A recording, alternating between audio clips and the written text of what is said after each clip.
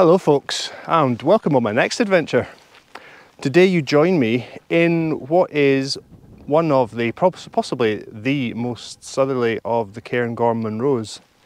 The hill behind me that you can see is just one summit of three that I'm going to be doing today. The set of hills are collectively called Benaglow. Benaglow isn't a hill in its own right. It's a massif, which is a series of large hills all joined together. I am on a little midweek journey. I thought I'd take advantage of some lovely weather that we've got, and somewhere behind me, I don't know if you can see him, for the first time in a wee while, I've got Floki with me. It's a relatively big day today, I think 12 or 13 miles, about 1,400 metres of ascent total. I have the whole day to make the most of enjoying these hills. Let's go on, Floki.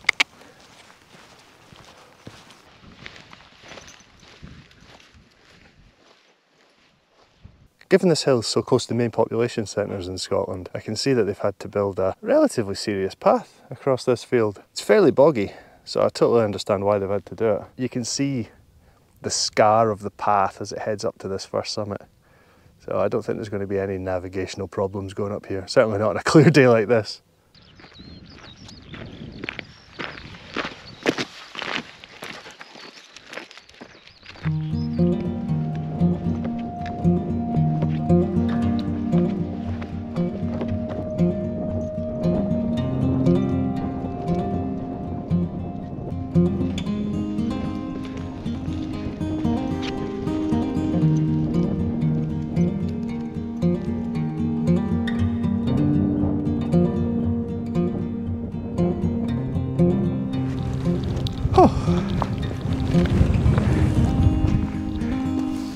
As substantial a cairn as this is behind me, this isn't the summit, not by a long shot, but this is what's known as giving climbers hope.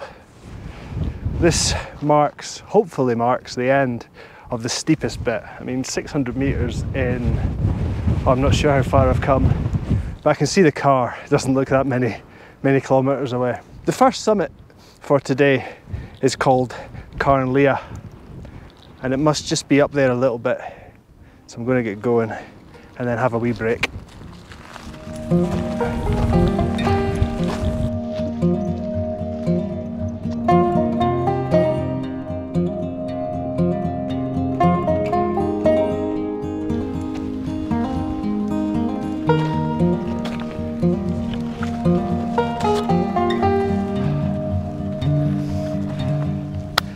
There we go, folks.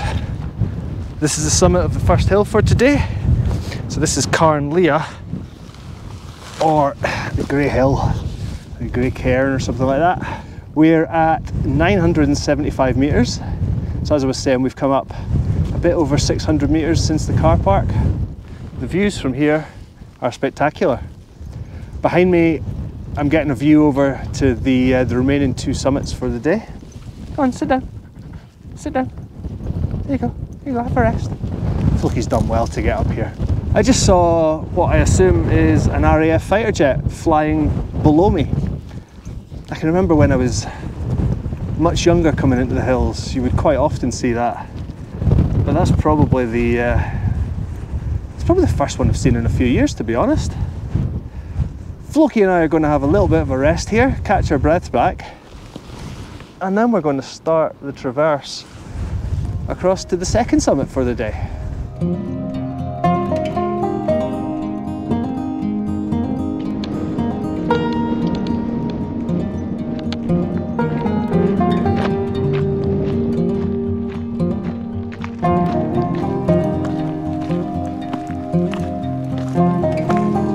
Well, that's us made it down to the Bealach between the first and second peaks of today.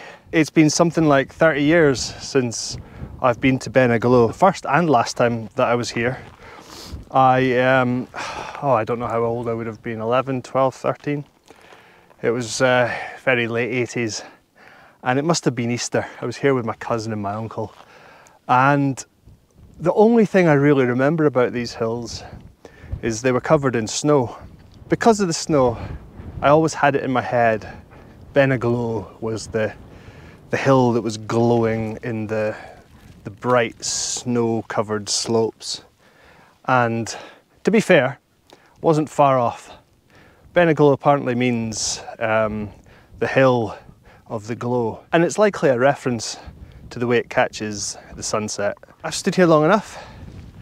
There is a 300-metre ascent to get back up to the second summit of the day, and I think that's where I'm going to stop and have lunch.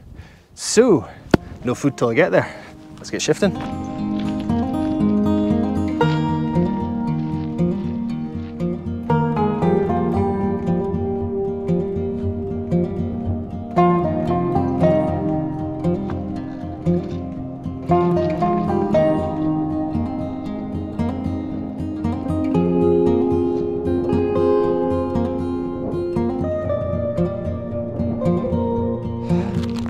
Welcome to the second summit of today.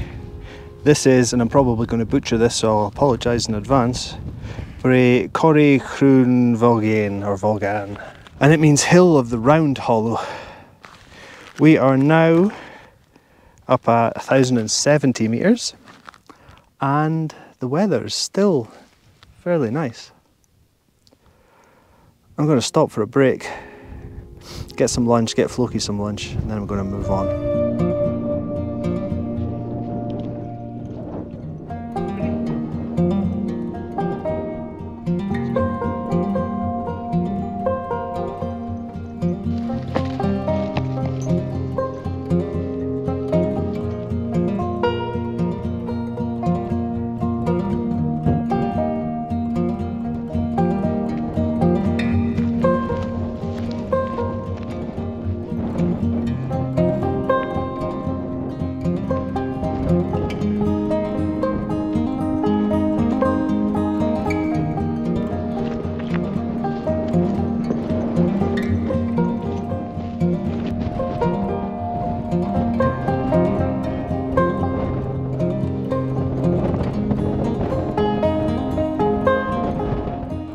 Right folks, welcome to the summit of Carn na Gabhar.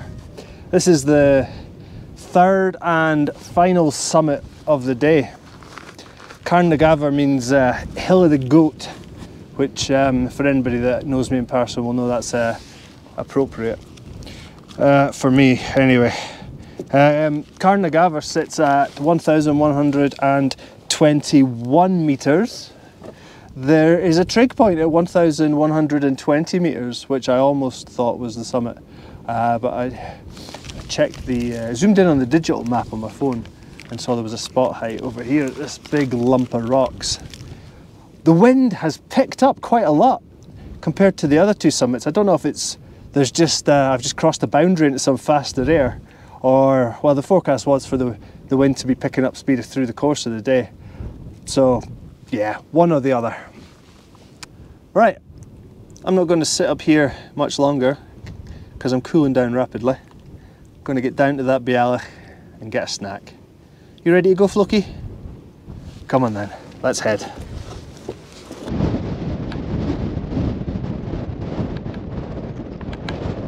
So I've done my 3 Munro summits for the day, but I'm making really good time. So there is another Munro top. I don't know if it's a Munro top, I've not checked, but there's another high point to the south of that last hill. So I'm heading there. I'll just spin you around so you can have a look.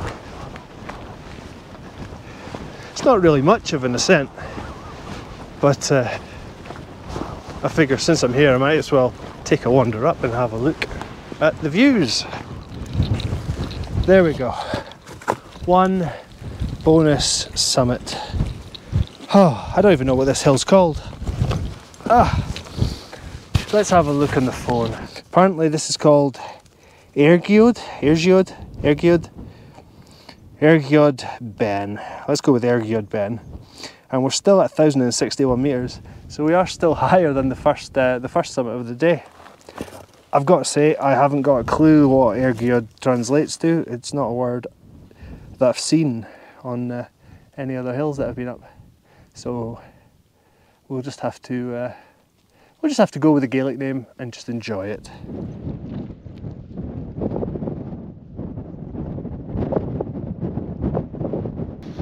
Are you tired? Let's get down there and we'll have a proper rest. Come on then.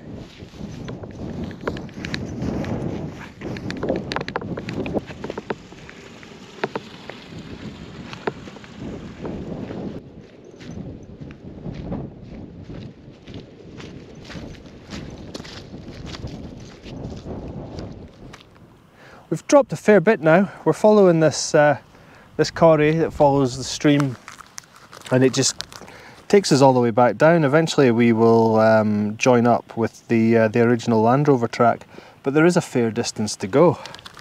It's a lot less windy down here, which means we can actually stop without freezing. Isn't that right, Floki?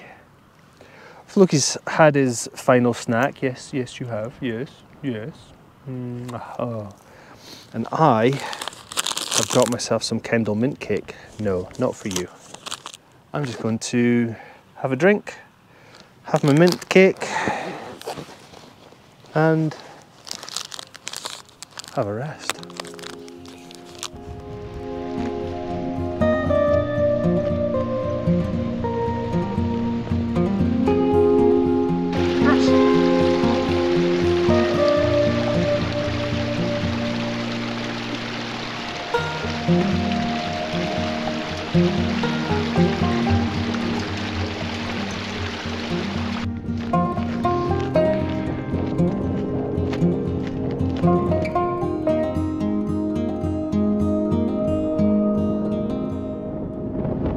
Talking to you on the move again. So, back onto a pretty good path. It's hopefully going to lead me all the way back to the car.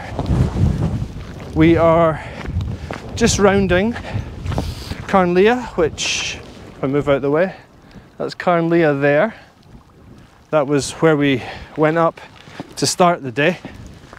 So it's just a long path that leads back from the what was it, Carnagaver, leads all the way back to the car park. Carnagaver is pretty much the furthest point. In fact, it is the furthest point for the day, so it means the return journey isn't quick. I think I've got that last walk out, it just went on and on and on. Like I said, the final summit is at the far point of the day, so it's always going to feel long coming back. But yeah, I think both me and Floki have had our fill of walking on 4x4 tracks.